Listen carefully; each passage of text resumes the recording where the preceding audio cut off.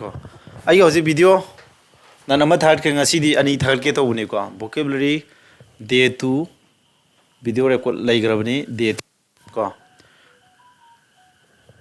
nong da yam sang mujna ti nong da amam di phado at least amam di phado yam phari me yam na improve ore ga yam thuna ko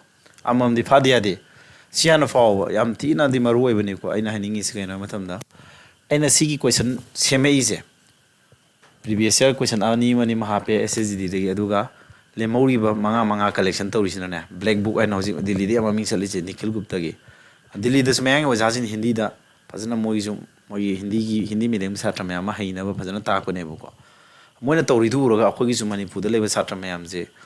maithe lo na fazana ta phi ra ga di hena paning ni hena hining ani khal gi ai ju tawri ne ba ko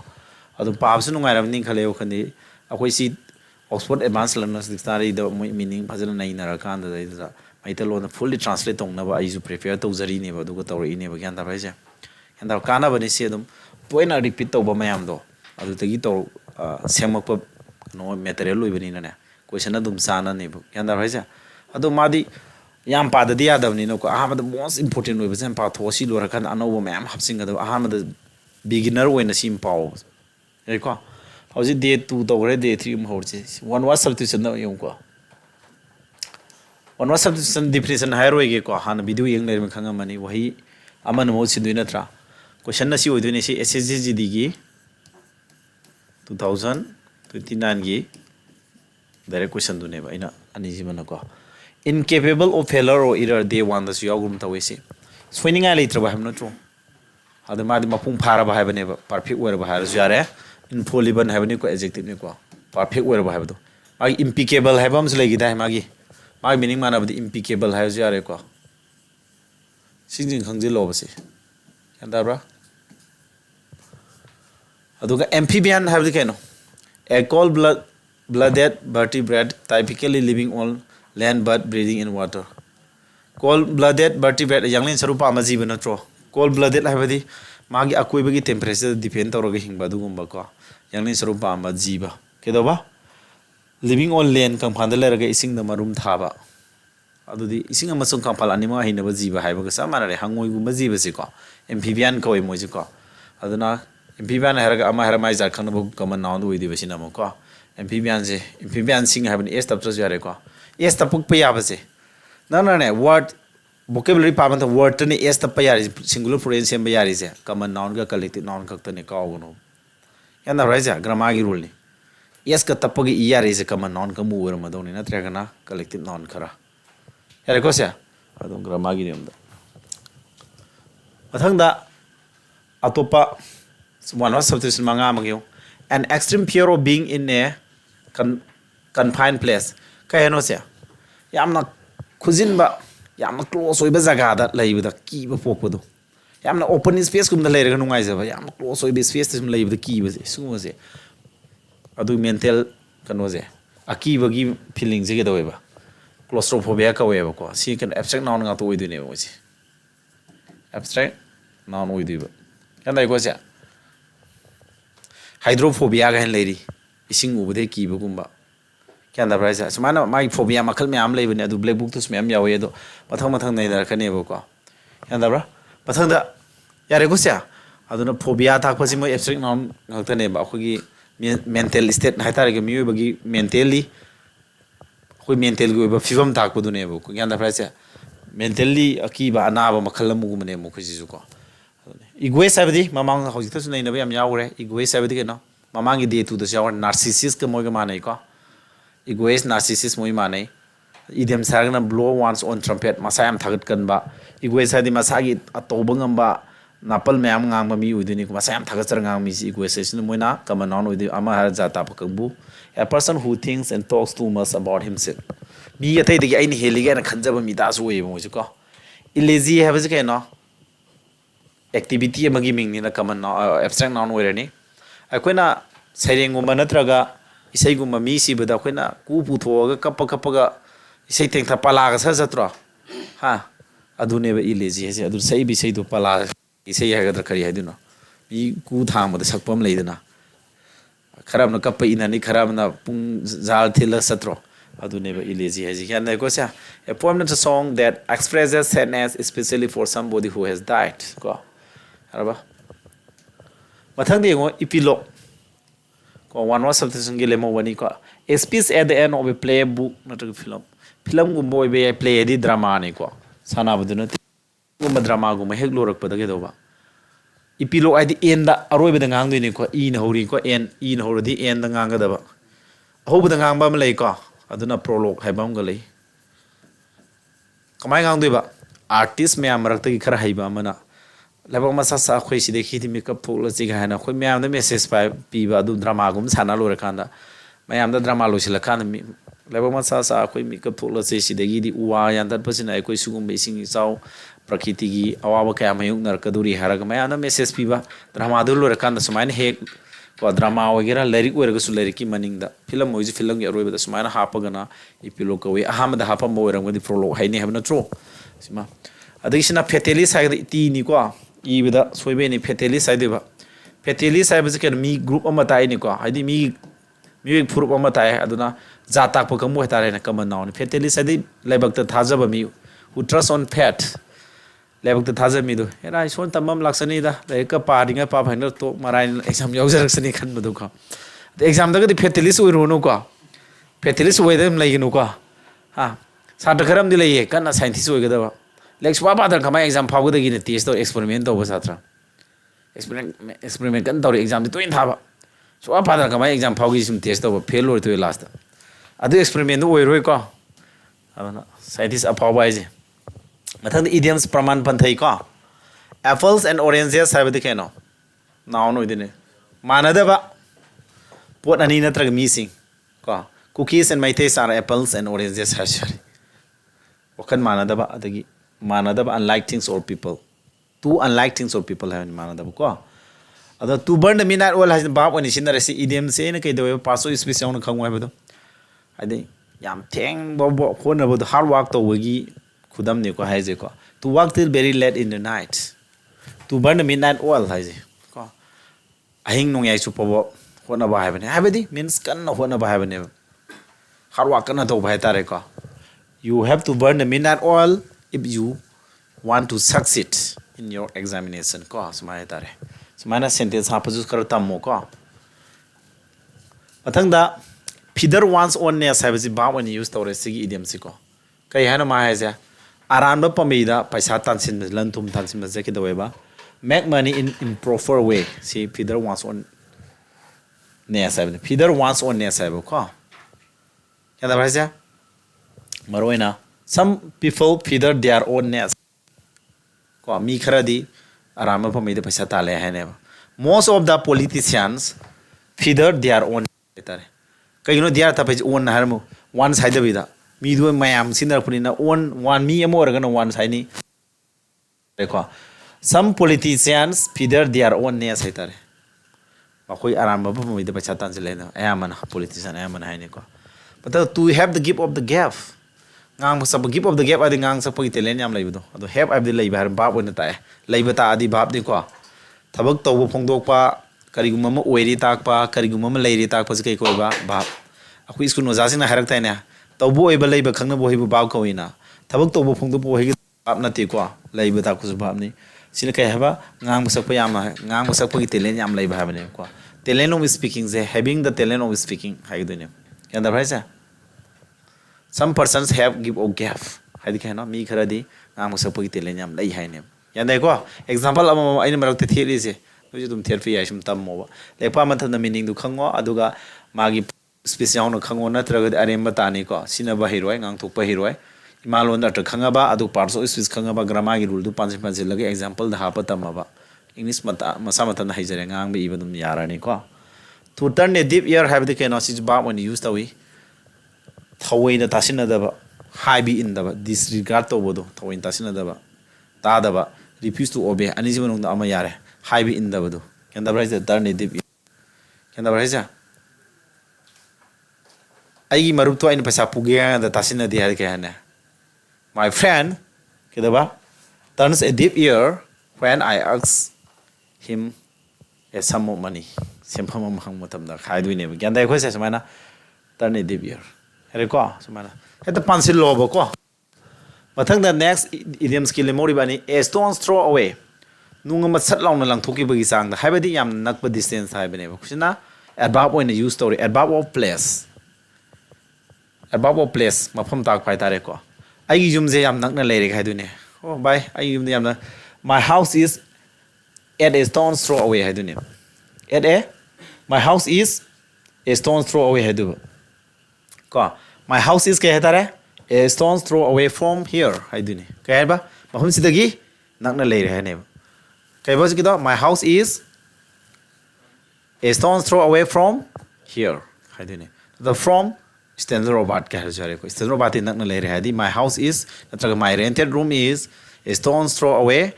from standard robot school ka yare ko about what place ni at the 11 hour have the keno sina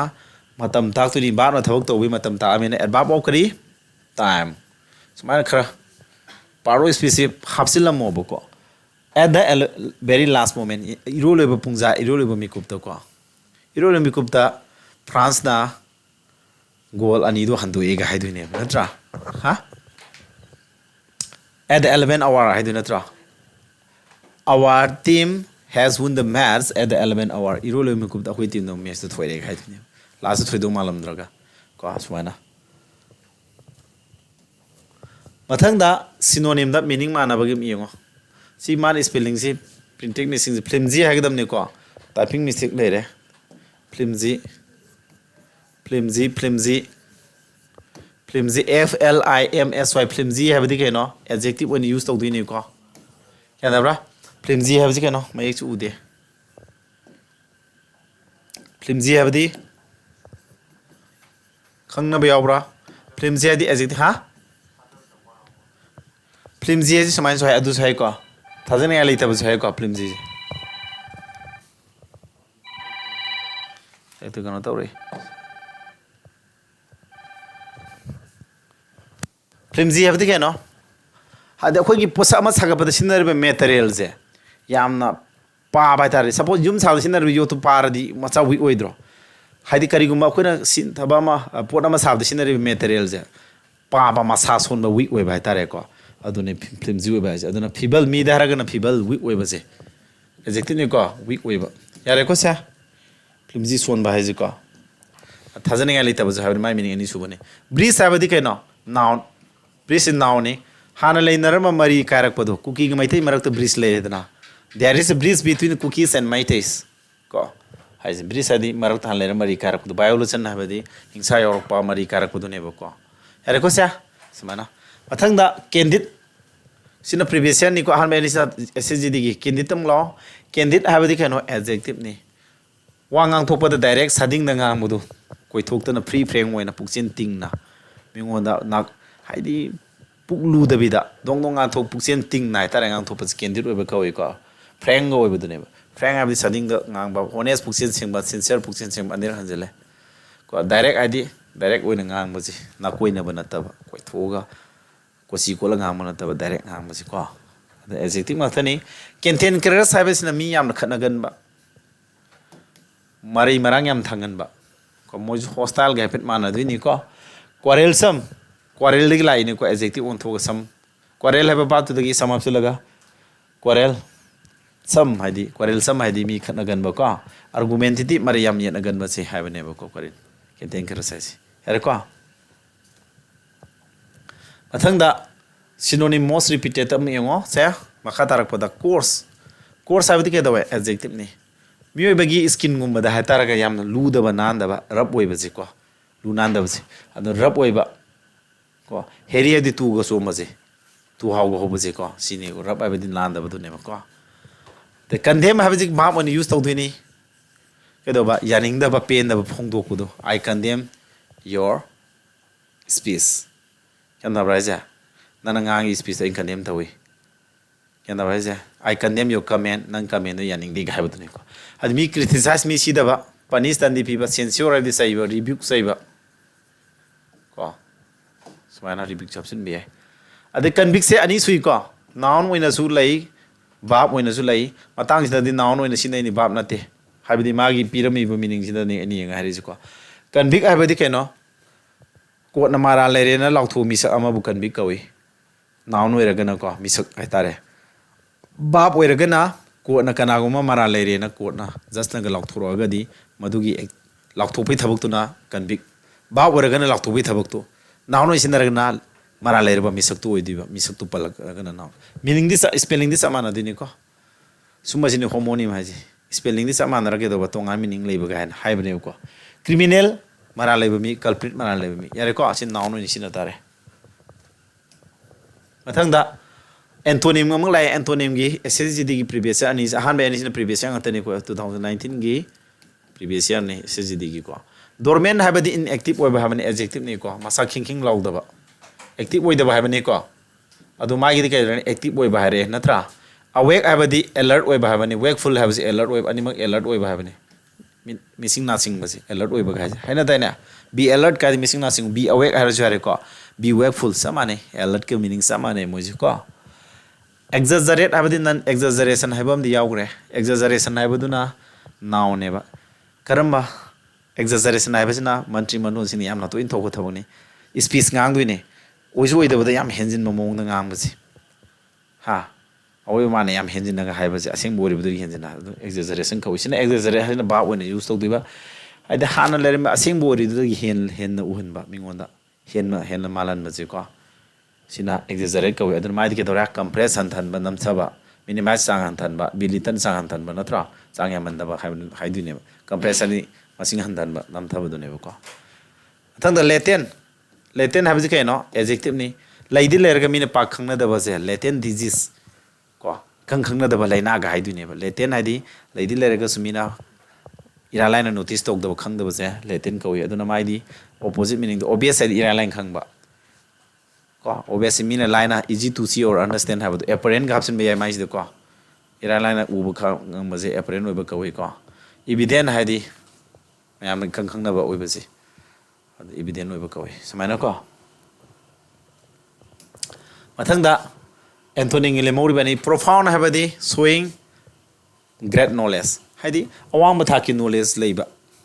No less Auriba have never go. Aduna my adjective name, I ignorant Hadi, Kam Kang Haitabaze, ignorant Webakawi. Selo Havadi, Hydropatok, the Wakan no less, I'm 10 Bagi Mamitaba. I do Wakan no less than 10 Badunevo, Selo Hadi. The prudent Havadi Yam the section by adjective wise way with Karigumuto Buddha, Makumata Swedenaba. Every step cutting the section at all was a prudent Webaka. Hadi, careful over the. Meticulous Hainabani magic section Baduka. But unwising the section the careless section the indiscreet Abadicano. Karigumangang Badikang de Toktopada section the Budrumara mean one Ikai Bangan Bado. Nang with me, Mamma Palace, Mapala Idramnigan, so the Gang Tokitara, Midi Kairodra. So man, Hydropatok talk with the section the Midi Ikaiba, sounding Magum one was indiscreet over Koyako. So man, here I come out. When I say I put EMBA when I had them, I used to Fazana prepare Toroga, say in a Fazana Saturday, Siam Gramina, I used to Fazana prepare to in Oxford, a Barcelona dictionary, Siam, quite a genuine with dictionary. The when I put English, you know, spelling the correctly spell what you we, Curry, refrigerator option number C, refrigerator, the Kangaka instrument, I put Nama giving in a tra, now, ne. Matanga, Kaido, my Lala Limamong Congo, refrigerator, when I see the Lalizium, repeat generator. Repeat Swede Lala Lizzy. Go. La Libazagasi. Refrigerator the go. Harba, Lala Libamong the Yomo. Matanga correctly spelled Matanga miscellaneous. Miscellaneous. Go. Miscellaneous NEOUS. Also number D Taramani in there. Huh? Miss say L double L with the Basilale. Double B Tadunatra. Miscellaneous.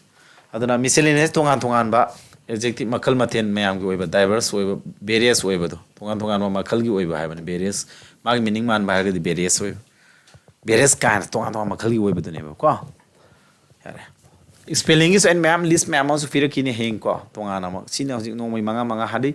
ahan ba hobaga sam pa ba hitringe da ma'am zabul phajin ngam oiba no magi ne khara spelling gi khara ma book synonym khara ma antonym khara ma one word substitution karama idioms karama sumana khara para salagadi no magi tam hengalan kangai khangdin tog yaro lek pause sam the from salo day 1 to 31 thamagi ꯁꯤ ꯐꯖꯅ ꯄꯥꯕ ꯍꯩꯔꯀꯥꯟꯗꯗꯤ ꯅꯁꯥꯅ ꯊꯟꯗꯁꯨ ꯃꯌꯥꯝ ꯄꯥꯕ ꯍꯩꯖꯔꯛꯑꯅꯤ ꯑꯣ ꯕꯣꯀꯦꯕꯨꯂꯔꯤꯁꯦ ꯑꯗꯩ improvement ꯃꯆꯥ ꯑꯃ ꯎꯔꯀꯥꯟꯗꯨꯗꯁꯨ ꯕꯤꯠ ꯂꯩꯔꯛꯈꯤꯅꯦꯕ ꯑꯗꯣ ꯀꯥꯎꯗꯤ ꯌꯥꯝ ꯀꯥꯎꯒꯟꯕꯅꯤ ꯈ꯭ꯋꯥꯏ ꯀꯥꯎꯒꯟꯗꯣꯏꯁꯦ ꯑꯩꯈꯣꯏꯅꯁꯨ ꯁꯥꯇ꯭ꯔ ꯑꯣꯏꯔꯀꯥꯟꯗ ꯈ꯭ꯋꯥꯏ ꯀꯥꯎꯒꯟꯕꯁꯤ ꯃꯤ ꯑꯣꯖꯥ ꯈꯨꯗꯤꯡꯃꯛꯅ ꯍꯥꯏꯔꯛꯄ ꯁꯤꯅꯣꯅꯤꯝ ꯌꯥꯝ ꯀꯥꯎꯒꯟꯒꯅꯤ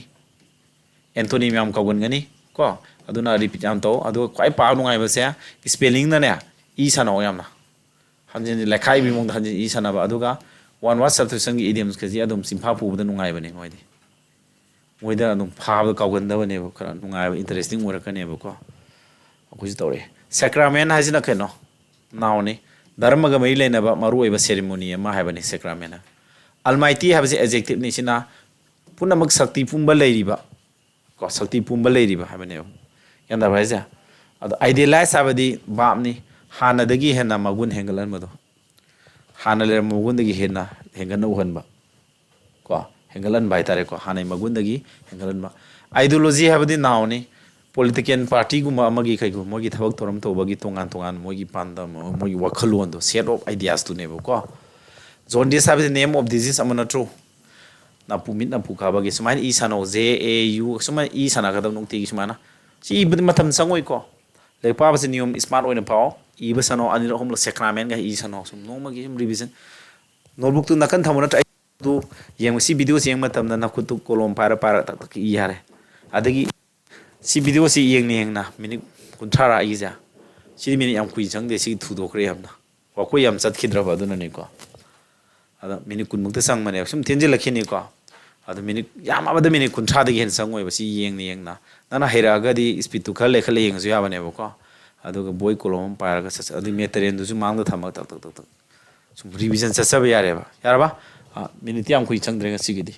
ꯗꯥꯎꯠ ꯂꯩꯍꯧꯗ꯭ꯔꯦ ꯑꯩꯈꯣꯏ ꯃꯌꯥꯝ ꯌꯥꯔꯦꯀꯣ ꯁꯦ ꯑꯗꯨꯃꯥꯏꯅ ꯄꯥꯁꯤꯜꯂꯣ ꯁꯤ ꯔꯦꯀꯣꯔꯗ ꯑꯃꯨꯛ ꯂꯧꯈꯤꯕ ꯍꯥꯏꯁꯦ ꯅꯣꯏꯒꯤ ꯑꯣꯏꯖꯗꯣꯏꯅꯤ ꯑꯗꯨꯝ ꯅꯪꯅ ꯍꯦꯛ ꯂꯥꯏꯔꯤꯛ ꯄꯥ ꯇꯜꯂꯒꯁꯨ ꯏꯌꯥꯔꯄꯤꯁ ꯇꯤꯜ ꯑꯗꯨꯝ ꯇꯥꯁꯅ ꯕꯣꯀꯦꯕꯨꯂꯔꯤꯁꯤ ꯌꯥꯝ ꯅꯨꯡꯉꯥꯏꯍꯟꯁꯦ ꯑꯩꯈꯣꯏꯅ ꯁꯨꯝ ꯕꯣꯀꯦꯕꯨꯂꯔꯤꯗ ꯌꯥꯝꯅ ꯁꯣꯏꯒꯜꯂꯦꯕ ꯏꯪꯂꯤꯁꯇꯗꯤꯀꯣ ꯏꯪꯂꯤꯁꯀꯤꯗꯤ ꯕꯣꯀꯦꯕꯨꯂꯔꯤ ꯂꯤꯡꯉꯀꯥꯟꯗ ꯏꯪꯂꯤꯁꯀꯤ ꯑꯣꯏꯗꯣꯏꯅꯦꯕ ꯒ꯭ꯌꯥꯟ ꯇꯥꯕ꯭ꯔꯥ ꯑꯗꯨꯃꯥꯏꯅ ꯇꯧꯁꯦ ꯉꯁꯤꯒꯤꯗꯤ ꯁꯤꯗ ꯀꯣ ꯁꯤ ꯗꯦ 3ꯒꯤꯁꯦ ꯁꯤ ꯂꯣꯏꯁꯤꯜꯂꯒꯦ ꯌꯥꯔꯦ